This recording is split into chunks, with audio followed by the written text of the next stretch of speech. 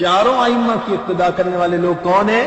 اہل سنت والجماعت۔ لیکن ہم آج کل اپنے آپ کو کیا کہتے ہیں؟ دیوبندی۔ تو دیوبندی کو کہتے ہیں، اس کی ایک وجہ ہے۔ وجہ یہ ہے کہ جب ملاوٹ کسی چیز میں ہوتی جائے نا تو پھر کھری چیز کو بیان کرنے کے لیے ذرا تفصیل کرنی پڑ جاتی ہے۔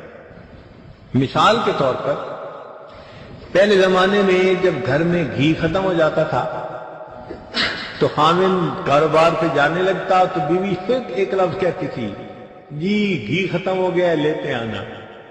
تو گھی کے لفظ سے خاوند کو سمجھ آ جاتی تھی میں نے کیا لانا ہے۔ اللہ کی شان دیکھو، بناوٹی گھی آ گئے۔ اب بیوی کو تو اصلی گھی چاہیے تھا، ٹھیک ہے نا؟ لہذا اب جب خاوند جانے لگا تو بیوی نے کہا جی دیسی گھی لے آنا۔ تو دیسی کا لفظ اس کی کیوں لگانا پڑ گیا؟ نکھار کرنے کے لیے۔ پہلے تو گھی کہتی تھی، اب کیا کہنے لگی؟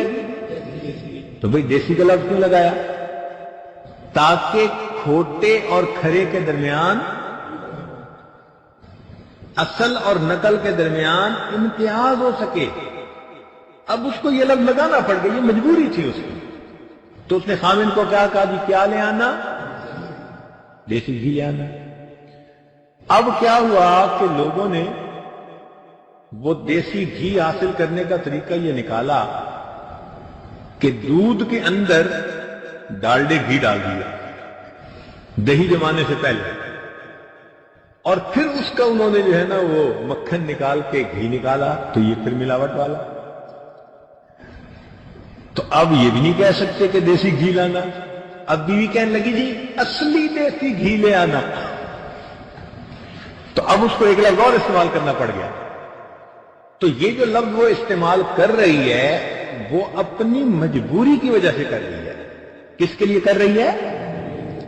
اصلی دیسی گھی، کہ ایسا دیسی گھی کہ جس میں ڈالڈا کی ملاوٹ سے نہ گھی نکالا گیا ہو، بسلے دودھ سے ڈائریکٹ گھی نکالا گیا۔